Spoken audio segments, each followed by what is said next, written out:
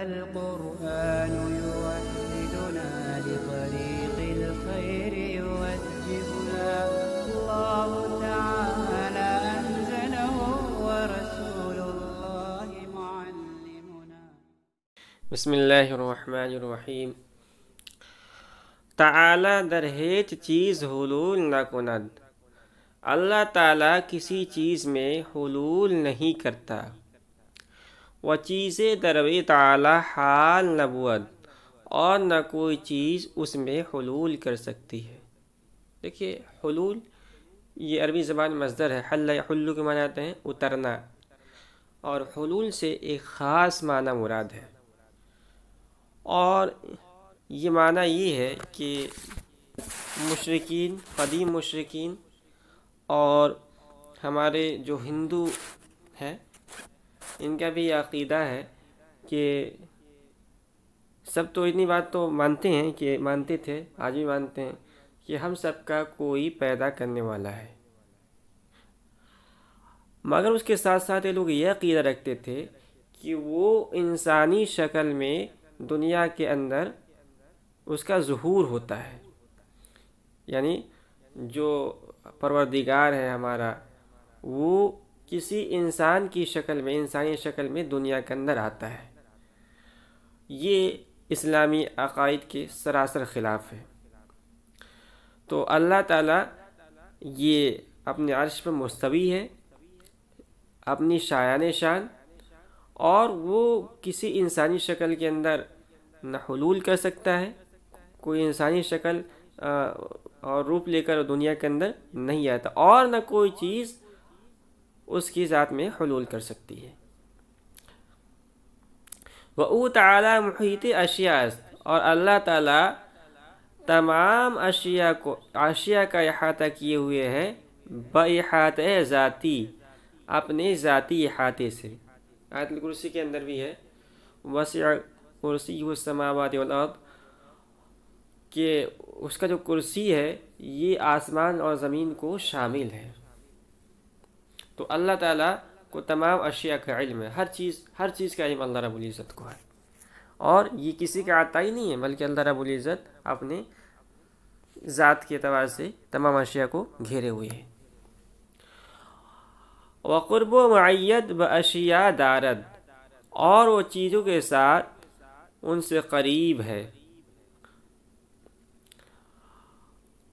نہ احاطہ وقرب کہ در خور فہم قاصر ما باشد. البتہ احاطہ وقرب اس قسم کا نہیں ہے جو ہم اپنی ناقص سمجھ کے مطابق سمجھ لیتے ہیں. دیکھیے متعدد نصوص کے اندر یہ آیا ہے کہ ان اللہ مع الصابرین، اللہ تعالیٰ صبر کرنے والوں کے ساتھ ہے. اور یہ بھی ایک آیت کے اندر ہے کہ اللہ رب العزت ہمارے شہرک سے قریب ہے. تو اس طرح کے بکثرت نصوص ہے جس میں یہ ہے کہ اللہ تعالیٰ یہ بندوں سے قریب ہے، اللہ رب العزت جو ہے بندوں کے ساتھ ہے. تو ان نصوص کا مطلب کیا ہے؟ کیا اس کا مطلب یہ ہے کہ جس طرح ایک انسان دوسرے انسان کے ساتھ ہوتا ہے، جس طرح ایک انسان دوسرے انسان کے قریب ہوتا ہے، اللہ رب العزت ہی ہم سے اسی اعتبار سے قریب ہے؟ کہہ رہے کہ نہیں. اتنی بات جو اللہ رب العزت کا ارشاد ہے کہ اللہ یہ بندوں کے ساتھ ہے، اللہ بندوں سے قریب ہے، یہ سچ ہے، برحق ہے، اس کو ہم مانتے ہیں. مگر اس کا جو مفہوم یہ ہم اپنے ناقص خیال کے موافق سمجھتے ہیں، وہ مفہوم مراد نہیں ہے. پھر کیا مراد ہے؟ تو اس میں دو نظریہ ہیں. ایک جو ہے قدیم نظریہ ہے کہ اس کو ہم اللہ رب العزت کے حوالے کر دیں. اللہ رب العزت یہ ہمارے ساتھ ہے، ہمارے قریب ہے، یہ ہم اس پر ایمان لاتے ہیں، اس کو مانتے ہیں. مگر اس کی کیفیت کیا ہے ہم جانتے نہیں ہیں، اور ہم جاننے کی کوشش کریں گے. جو اللہ کی مراد ہے اللہ ہی بہتر جانتا ہے. اور متقدمین جو اشاعرہ ہیں یہ اس کی تعویل کرتے ہیں. تو یہ مختصر سا جو ہے یہ کتاب جو ہے چونکہ مبتدی طلبہ کے لیے تو گہری بحث ہم نہیں کہیں گے. گہری بحث جب آپ شرح عقائد پڑھیں گے تو اس کے اندر تفصیلی بحث آئے گی کہ شایان جناب قدس او نیست، اللہ رب العزت بندوں کے قریب ہے اپنی شایان شان۔ تو کہتے ہیں کہ شایان جناب قدس او نیز کہ اس طرح کا قرب ذات باری کے شایان شان نہیں ہے۔ یعنی ہم اپنی سمجھ سے جس طرح ہم سمجھتے ہیں کہ انسان دوسرے انسان سے قریب ہے، اسی طرح اللہ رب العزت بھی ہم سے قریب ہے، یہ اللہ رب العزت کے شایان شان نہیں ہے۔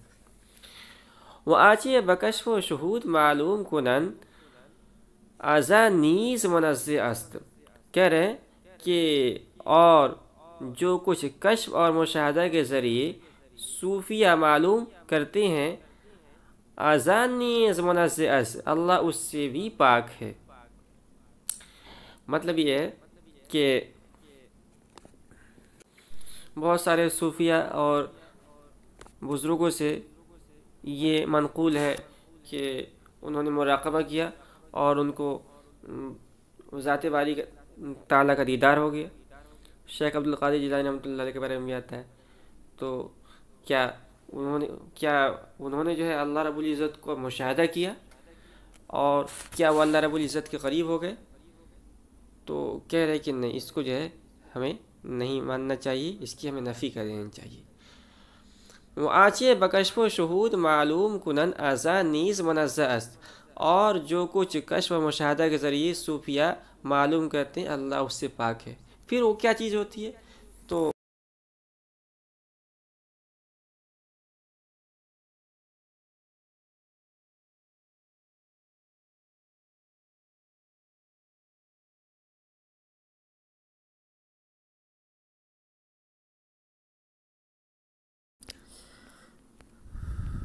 ٹھیک ہے، اب آگے چلتے ہیں ہم۔ ایمان بغیب باید، کہہ رہے ہیں کہ غیب پر ایمان لانا چاہیے۔ ایمان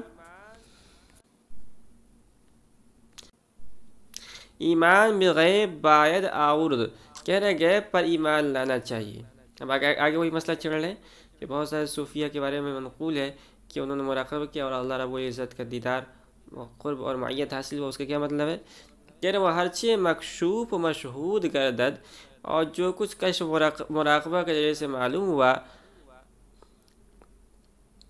شبہ و مثال است، اس کو شبہ بھی پڑھ سکتے ہیں، شبہ بھی پڑھ سکتے ہیں اور شبہ بھی پڑھ سکتے ہیں۔ شبہ و مثال است، وہ ذات باری تعالیٰ سے مشابہ اور مماثل کوئی شے ہے، آرا تحت لائے نفی واید، اسے لا الہ کی نفی کے تحت لانا چاہیے۔ یعنی ہمیں بس اس بات پر ایمان لانا چاہیے کہ لا الہ الا ہو، اللہ رب العزت کے سوا کوئی معبود نہیں ہے۔ اب جو صوفیہ کو جو مشاہدہ ہوتا ہے وہ بھی اس کے اندر داخل ہے، وہ بھی لا الہ یعنی وہ بھی معبود نہیں ہے، ہمیں اس پر ایمان لانا چاہیے۔ کہہ رہے کہ یہ معنی احاطہ قرب و معیت نادانی حضرات اور کہہ رہے کہ یہی کہہ رہے کہ قرب نے فرمایا اور احاطہ بس ایمان عالم کی حق تعالیٰ اور معیت کی بس ہمارا ایمان ہے کہ اللہ تعالیٰ اشیاء پر محیط ہے۔ وقریب و معنی احاطہ قرب و معیت نادانیم، اور اس کی قرب و معیت کی حقیقت سے ہم آگاہ نہیں ہیں کہ چیز تو ہم چنی کہ وہ کیا ہے اور کس طرح ہے۔ کہہ رہے کہ صرف اسی کا مسئلہ نہیں ہے، بلکہ بہت سارے نصوص کے اندر جو آیا ہے کہ اللہ رب العزت نے آسمان اور زمین کو بنایا، ثم استوى علی العرش، پھر اللہ رب العزت عرش پر مستوی ہو گئے۔ اور بہت سارے نصوص کے اندر آیا ہے کہ اللہ رب العزت جو ہے یہ مومن کے دل کے اندر ہے، اور حدیث کے اندر آیا ہے کہ رات کے آخری پر اللہ رب العزت آسمان دنیا پر نزول فرماتے ہیں۔ تو اس طرح کے نصوص ہیں، ان تمام نصوص کا مطلب وہ نہیں ہے جو ظاہر ہے، بلکہ ہم اس کے بارے میں یہی کہیں گے کہ جو کچھ فرمایا اللہ رب العزت نے برحق ہے، اور اس کی کیفیت ہم نہیں جانتے ہیں، اور اس کی جو اللہ رب العزت کی اس سے جو مراد ہے وہ اللہ رب العزت ہی بہتر جاننے والا ہے۔ وہ ہم چنی استوائے او سبحانہ بعرش، اور اسی طرح ذات باری تعالیٰ کا عرش پر مستوی ہونا، و گنجائش او در قلب مومن، اور قلب مومن میں اس کا سمانا، منزول او آخر شب آسمان پائیں، اور آخر شب میں اس کا آسمان دنیا پر نزول فرمانا، کہ در احادیث و نصوص دارد، وارد ان کہ جو احادیث اور نصوص میں آئے ہیں ان سب میں یہ جو ہے مبتدا ہوگی، اس کی خبر محذوف ہے کہ ان تمام چیزوں کے اندر ہمیں یہ کہنا ہے کہ جو ہے اس کی کیفیت اللہ رب العزت ہی بہتر جانتا ہے۔ کہہ رہے ہیں کہ اسی طرح جو ہے کچھ نصوص کے اندر آیا ہے کہ اللہ رب العزت کے لیے ہاتھ کا ذکر آیا ہے، چہرے کا ذکر آیا ہے، تو ان کے اندر بھی ہم یہی کہیں گے کہ اس کی کیفیت ہمیں معلوم نہیں، اللہ نے جو کچھ فرمایا برحق ہے، اس کی کیفیت ہمیں معلوم نہیں۔ ان تمام کے بارے میں استواء عرش کے بارے میں خاص طور پر امام مالک رحمۃ اللہ علیہ کا مقولہ مشہور مقولہ ہے کہ الاستواء معلوم وکیفیتہ مجہول والسؤال عنہ بدعۃ، کہ استواء یہ معلوم ہے، یعنی اللہ رب العزت نے جو قرآن کریم کے اندر فرما دیا کہ ثم استوى على العرش، تو ہم جو ہے اس بات کو مانتے ہیں، ایمان لاتے ہیں کہ اللہ رب العزت عرش پر مستوی ہے، کیفیتہ مجہول، مگر اس کی کیفیت مجہول ہے، کیسے مستوی ہے یہ ہم نہیں جانتے ہیں، اور اس کے متعلق سوال و جواب کرنا کہ اس کی کیفیت کیا ہے یہ بدعت ہے، سوال نہیں کرنا چاہیے۔ کہہ رہے ہیں کہ ید و وجہ کے نصوص بدا ناطق اند، اور ہاتھ اور چہرہ جن کا ذکر نصوص میں آیا ہے، ایمان بدا باید، ان پر ایمان لانا چاہیے، ایمان بدا باید آورد، ان پر ایمان لانا چاہیے، وبرمانہ ظاہر حمل نہ باید کرد، اور ان کو ظاہری معنی پر محمول نہیں کرنا چاہیے، ودر تعویل نہ باید آمد، اور ان کی تعویل کے چکر میں بھی نہیں پڑنا چاہیے، و تعویل آرا حوالہ بعلم الہی باید کرد، اور ان کی تعویل یہ اللہ رب العزت کے حوالے کر دینا چاہیے، تا غیر حق را حق نہ دانستہ باشی، تاکہ غیر حق کو حق نہ سمجھ لیا جائے، در صفات و افعال الہی غیر از جہل و حیرت نصیب بشر، بلکہ نصیب ملائکہ ہم نے، کہہ رہے ہیں کہ اللہ رب العزت کی صفات اور اللہ رب العزت کی افعال کا علم غیر از جہل و حیرت نصیب بشر، اس کا علم انسان تو کیا نصیب ملائکہ ہم نے، اس کا علم ملائکہ کو بھی نہیں ہے۔ تو سب کا خلاصہ یہ ہے کہ ان سب آیات اور نصوص کے ظاہری معنی جاننے کے چکر میں نہیں پڑنا چاہیے، اس کو اللہ رب العزت کے حوالے کر دینا چاہیے۔ مگر بعد کے دور کے اندر جب علم کلام کا شیوع ہوا، علم کلام پھیلا اور طرح طرح کے سوالات ہونے لگے، تو متاخرین جو ہمارے عشائرہ تھے انہوں نے اس کی تعویلیں کی۔ مثال کے طور پر اللہ رب العزت کے لیے جہاں ہاتھ کا ثبوت ہے تو اس کے ایک خاص معنی یعنی اس کی تعویل ہم کر سکتے ہیں، تو انہوں نے تعویل کی، دیکھیے ہاتھ جو ہے یہ طاقت اور قوت کی علامت ہوتی ہے، تو اس سے اللہ رب العزت کے لیے ہاتھ ہے، اس کا مطلب ہے کہ اللہ رب العزت یہ قادر ہے، اس طرح کے معنی جو ہے متاخرین نے نکالے ہیں۔ تفصیل جو ہے ذرا شرح قائد کے اندر آئے گی۔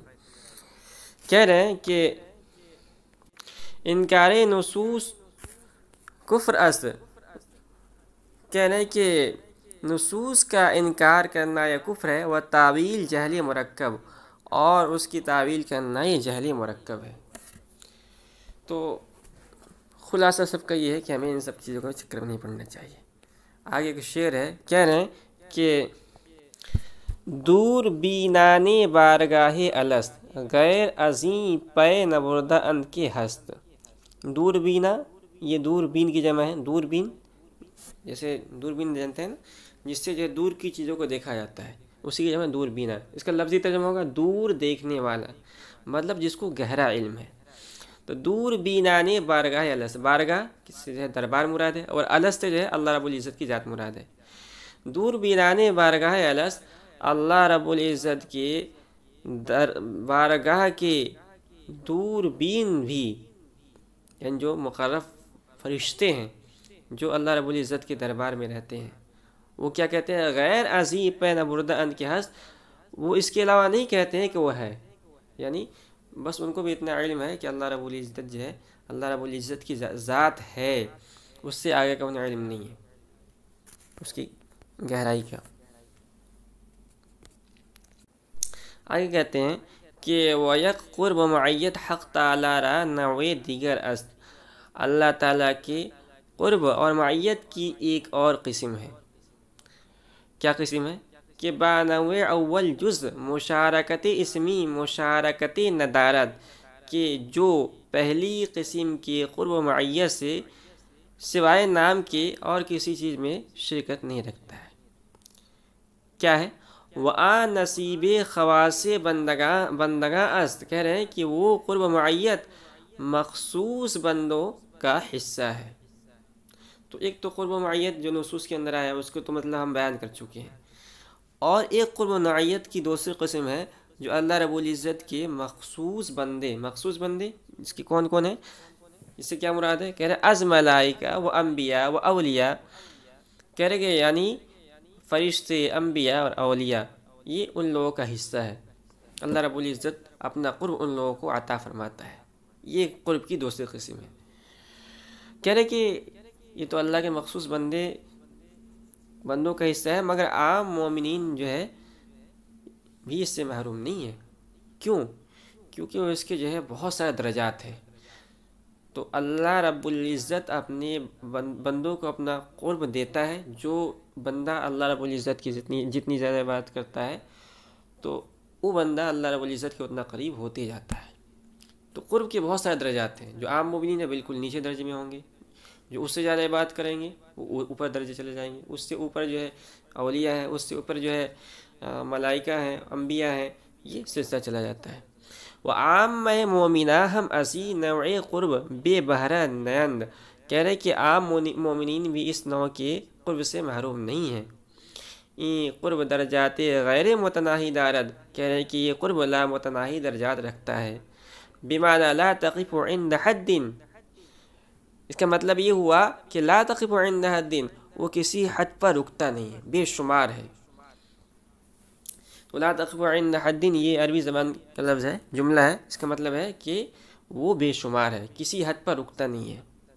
اس کے بعد نیچے جو ہے حضرت مولانا رومی رحمۃ اللہ علیہ کا ایک شعر نقل فرمایا ہے، کہتے ہیں حضرت مولوی می فرماید، مولانا روم فرماتے تھے، بیت شعر ہے،